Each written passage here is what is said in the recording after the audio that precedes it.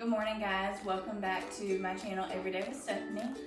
This morning I am going to make some homemade sandwich bread.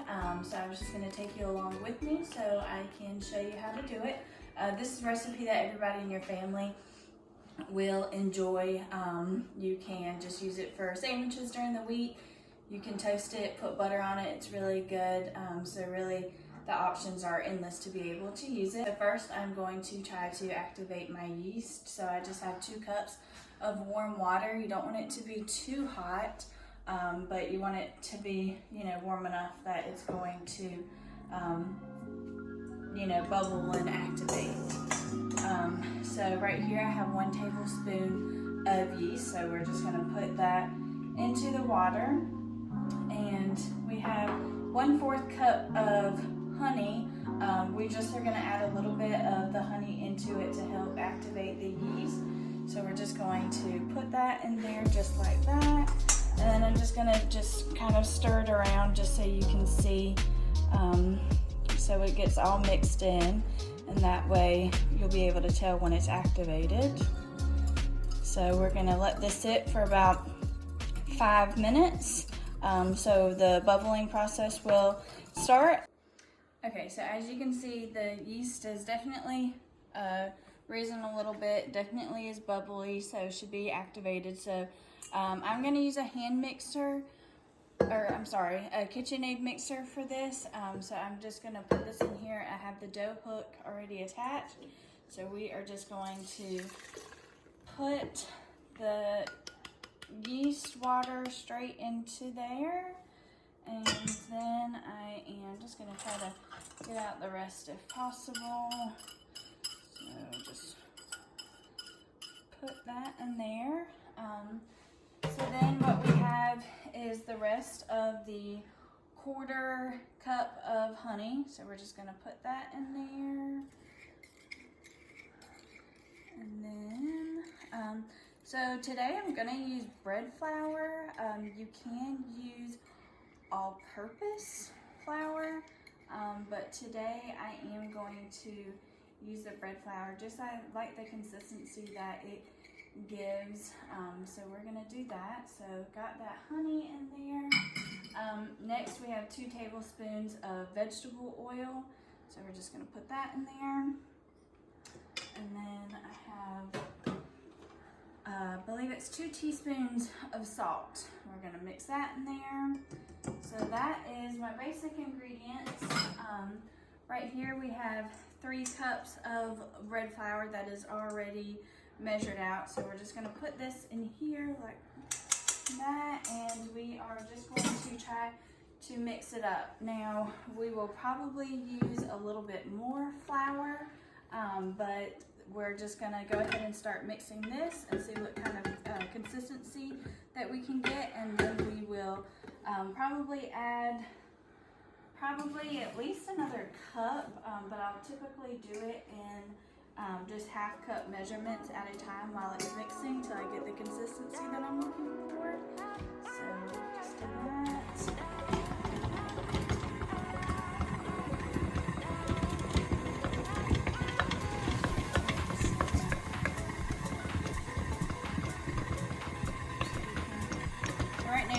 We're just going to mix it up.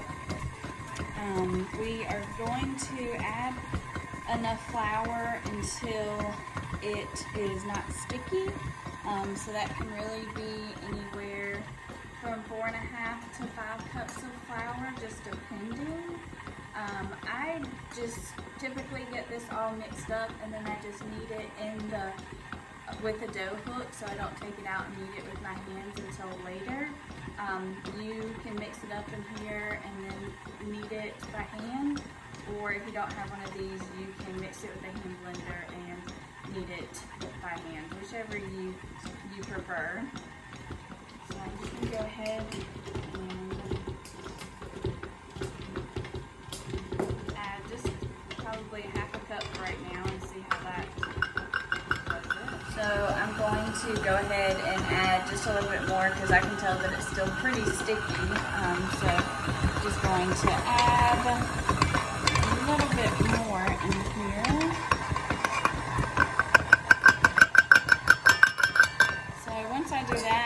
probably going to just use like a little rubber spatula here and just kind of scrape it all off the sides so I can get everything in there mixed out, or mixed pretty well, and then I will kind of stick my finger on it and just see if it's still sticky or not. So I'm just gonna let it kind of mix for just another minute and then I'll do that. All right, so we ended up using about 5 cups of flour. So I finally got that done. As you can see, it's not sticky anymore, really. It's not sticking to my fingers. So next what we're gonna do is put it in a bowl. I'm just gonna grease it with, you can use butter or any kind of cooking spray that you might have. You wanna spray it pretty good. And so we're gonna spray that. And then we are just going to work to get this out here.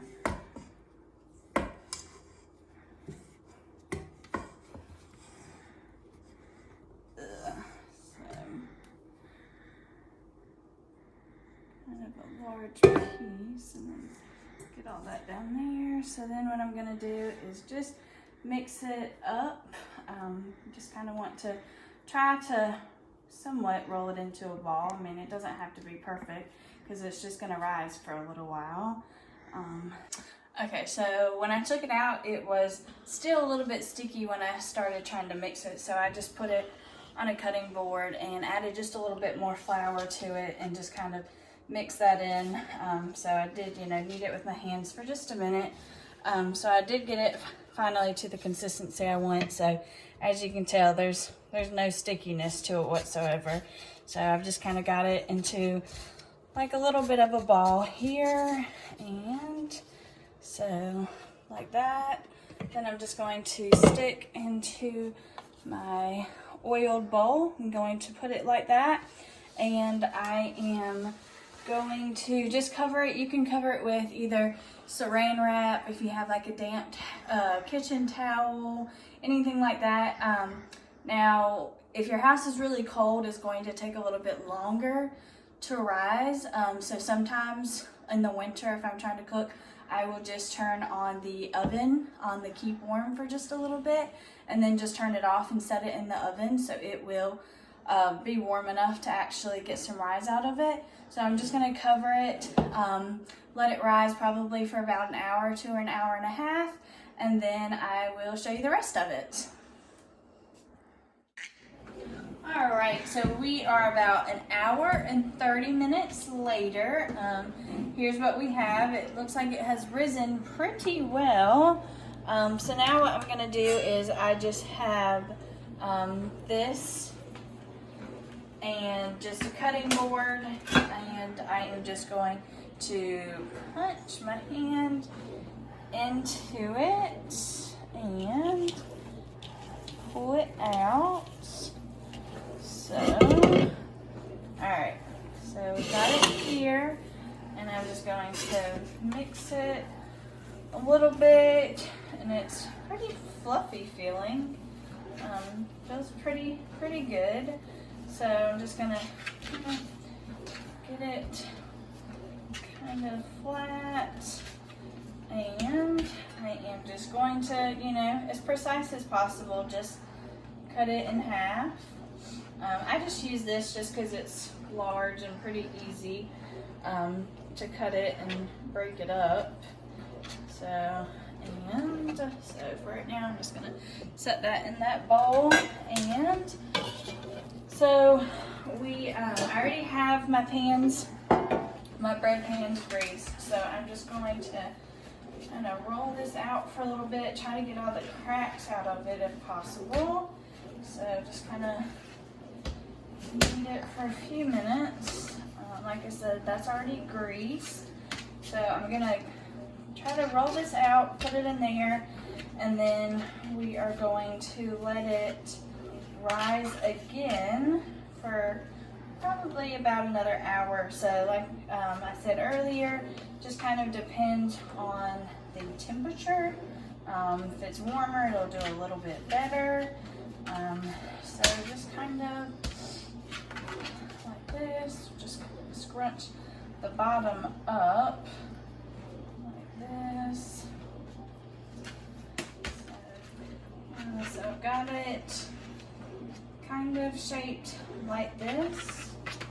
So just like that. There's still a couple of cracks. I'm gonna try to work out a little bit.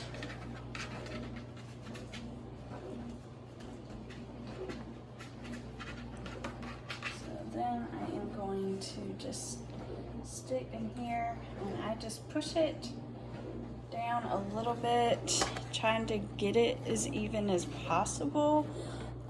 Just, you know, the more even, it'll cook a little bit more even. So sometimes one side is a little larger than the others.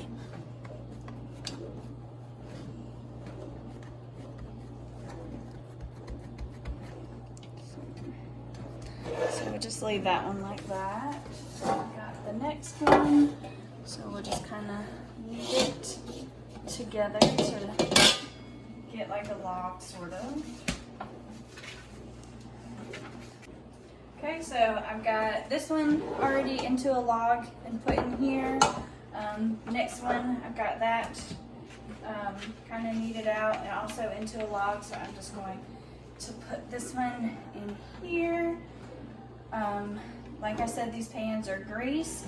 I am going to just leave them like this to rise for probably about another hour to another hour and a half, depending on the temperature in your house. And you can, like I said earlier, if your house is kind of cold, you can put them in the oven to help make the rise just a little bit more. So we'll do an hour and a half, and we'll see how they come out, and then we'll go ahead and get them baked. Alrighty, so we have let them rise for about 45 minutes to an hour. They've risen pretty good, have a little bit of bubbles, but that'll be okay.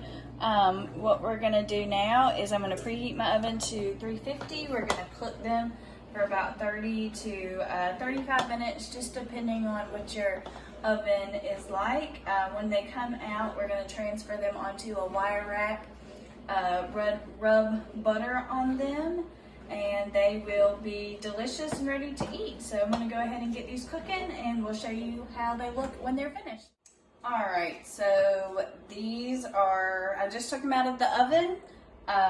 They baked at 350 for 30 minutes. They are a little bit different sizes, but that's okay. That won't really matter. They'll still taste good, or taste the same. So what I'm gonna do is I have a stick of butter. I just like to take them right out and just rub this on it so it gets that nice, really good buttery flavor. And so we'll do that on each one. And then I have my cooling rack, so I'm just going to put them on that, let them cool for just a minute, and we'll slice it. And of course you have to take a bite while it is nice and warm. So we'll just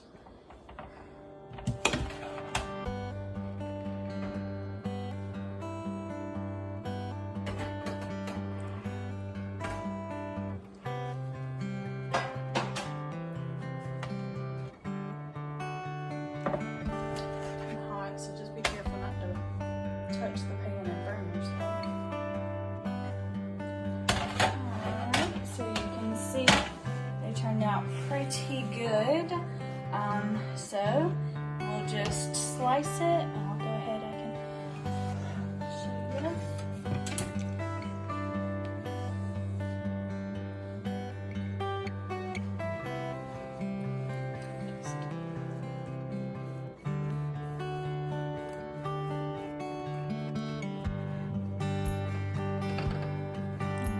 See, it is perfect, it's soft, and we are going to put some butter on it in this and take a bite. So thank you for watching my video. I will put the directions, all of the ingredients below. Please like my video and hit subscribe. Thank you, have a good day.